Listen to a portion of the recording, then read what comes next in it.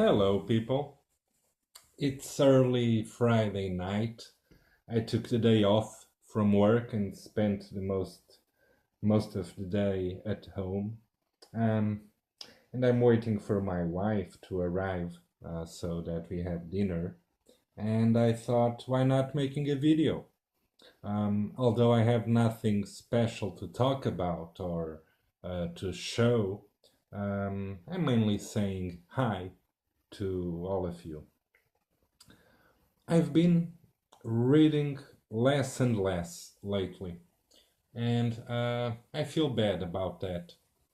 Um, but also, I haven't been enjoying very much the few things I've been reading. So something needs to change, and I think I will again start ordering books online from abroad, from the United Kingdom or somewhere else, because I can't continue to rely on Portuguese publishers to choose what I will be reading. I watch and listen to your videos, and I listen to you talking about such amazing titles that I can't, that I don't have available. So I will probably become more selective with what I buy from the Portuguese shelves, and um, a couple times a year I will place a big order online, um, and hopefully um, I will have more interesting reads to go through. Uh, but I also need to discipline myself uh, on my reading habits, because I have a huge pile of books to read, and there's a few series I started reading but never finished. For instance, I've never read The Complete Sandman. Um, Many years ago, maybe 15 years ago or something like that, I read the first couple volumes of the series, but then the Portuguese publisher um, stopped putting those out. And last year I got that really nice collection, and I still haven't touched it. So I'll somewhat make a commitment to you guys, just to keep me motivated. And the commitment is to read one Sandman volume each week, and then I'll make a video as I go along. And there's also Promethea, which I've only read the first initial volumes, and I stopped also many years ago, and I would also like to go through that. Um, well, what I have read lately was Velvet, Volume 2. I like the story by Brubaker. It's written in many layers, and I like um, Steve Epting's art, um, and there's the always magnificent colors of Elizabeth Brettweiser. So I'm looking forward to the final volume, the third and final volume, which should be available um, really soon in Portugal. I also read Captain America White, which I didn't find spectacular but enjoyable. I always enjoy Tim Sale's art, and the colors are uh, by Dave Stewart. I don't really remember, because it was also long ago, what I thought about Spider-Man Blue and Daredevil Yellow and the Hulk Gray, but I think I enjoyed all of those as much as I enjoyed Captain America White now. It's not amazing, but entertaining enough. Then, maybe a month ago, I found some books in a sale, and there were some cheap cheap stuff to buy, and I got this graphic novel, The Boxer. It's by Reinhard Kleist, and it's the story of Harry Heft, or um, Herzog, Herzko Haft, who was a Polish Jew who was arrested by the Nazis and sent to a concentration camp when he was 15 or 16 years old. And because Herzko was a fit young man um, with somewhat of a feisty character, he was selected by an SS officer to become a boxer. There was um, a boxing competition going on between concentration camps for the amusement of the Nazis. And that's how Herzko survived the, the camps. He was kind of protected by that SS officer. And the art is very reminiscent of Will Eisner, and it was a fine read. Not spectacular, and there's nothing amazing about the story of Herzko art. It's not like Hart Spiegelman's Mouse, but it made me think, and I've always felt this about Mouse, which is the biography of Hart Spiegelman's father, Vladek.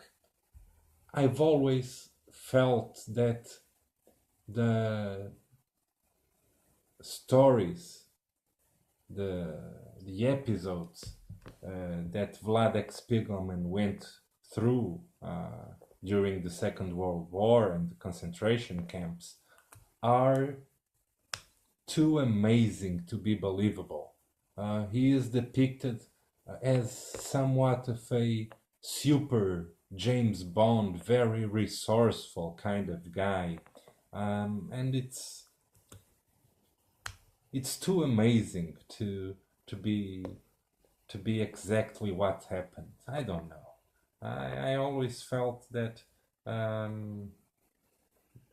there probably was a very big degree of exaggeration in Vladek's story. But, well, I don't know. Another book I picked up was BPRD 1946. It's written by Mignola and Joshua Dysart, or Dysart. And the story is very nice. I enjoyed the writing, the plotting, and I like Paul Azaceta's pencils and inks, but the colors kind of ruined this book for me. It's all very dark. I'm not sure if there was any problem in the printing or if it is all supposed to be this dark, but I really didn't enjoy the book as much as I think I would if it was colored by Dave Stewart, for instance. Some pages are almost impossible to appreciate. And the inking is by Nick Filardi. My favorite read, and this was kind of surprising, was The Forever War, which is a sci-fi story very closely based in a novel of the same name, The Forever War, written by Alderman, a Vietnam veteran. And I know this album is published in English, I think by Titan Books. It takes place in a not very distant future, and humanity has just came across a alien race. It's the first contact of humans with aliens, and uh, the story is mainly fear, about fear from the unknown, about paranoia, and um, it follows a elite team of soldiers, all with very high IQs, and it depicts their first contact with this alien race. And I really, really enjoy this. There's some influence of Frank Miller, some clear Frank Miller influence. Um, the art is by a Dutch author, Marvano.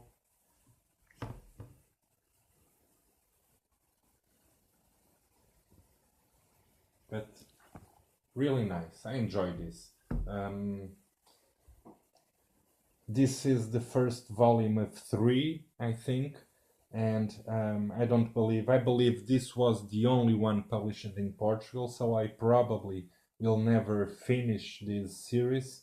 But the English version compiles is an integral version. It compiles the three volumes, I think. Um, and this video just went off. Oh no, low battery. So before the battery goes out, I'll just say I made a list of the things I would like to order. Some of these are old stuff, and some are more recent comics. So there's Deadly Class, which I know so many of you really enjoy, and I would like to get a couple of volumes or trades from Deadly Class. Also, Rachel Rising. I never read any Terry Moore, but I would also love to get a couple of volumes of Rachel Rising and check it out. Brubakers and Phillips, The Fade Out, although this one I believe will sooner or later be published in Portugal, so I will probably hold on for it. Then I really need to read Division by Tom King and Ragnarok by Walter Simonson. I love Simonson. I'm also very curious about Hillbilly, and I've been hearing very good things about it, and as well as Black Monday Murders. Then the older stuff I really would like to get. There's Lone Wolf and Cub. I've been saying I want to read Lone Wolf and Cub at least for the last 20 years. So it's very high on the list. It's the first thing I wrote actually. And Alan Moore's Top 10. The Grant Morrison's run on Animal Man, which I've read only a few issues. All-Star Superman, which I've never read. And maybe The New Frontier mainly because of Darwin Cook's art more than anything else. And then there are a few other things I've made a note of. This is one of my cats. Um, and there's Philippe Drouillet. It's the only European author or European book I have on this list. I would love to get something from Philippe Drouillet. And in my last video, I was talking about the essentials of bande dessinée, of European comics, and I ended the video with the most stupid and obtuse comment possible. I said that apart from the comics, from the books I was showing, there was not many other things that I could consider essentials of bande dessinée. And that's obviously very stupid to say. And Earl Grey commented on the video just mentioning that, and very very well did he, because in fact Philippe Drouillet is a great example of an author I almost know nothing about, but is one of the most important in the European scene, and there are others, but well, it was just a stupid comment. Anyway, maybe my next video will be about the first volume or the first couple volumes of Sandman. I hope so. And in the meanwhile, I will be looking forward to your videos. Bye bye.